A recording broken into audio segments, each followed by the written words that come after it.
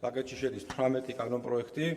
აღნიშნული საკანონმდებლო ინიციატივის მიზანს წარმოადგენს მიგრაციული ნაკადების ეფექტურად მართვა და უკანონო მიგრაციის წინააღმდეგ ბრძოლის გაძლიერება. მოგეხსენებათ, რომ გასულ წელს საქართველოს პარლამენტმა მხარი დაუჭირა საკმაოდ მოცულობით ცვლილებათა პაკეტს, რომელმაც სერიოზული შედეგები გამოიღო და მხოლოდ გასულ წელს ქვეყნიდან გაძევებული იქნა 1311 უცხო ქვეყნის მოქალაქე, რომელიც არალეგალურად ცხოვრობდა საქართველოში და ეს მაჩვენებელი აღემატებოდა გასული 10 წლის ჯამურ მაჩვენებელს უცხოელთა გაძევების.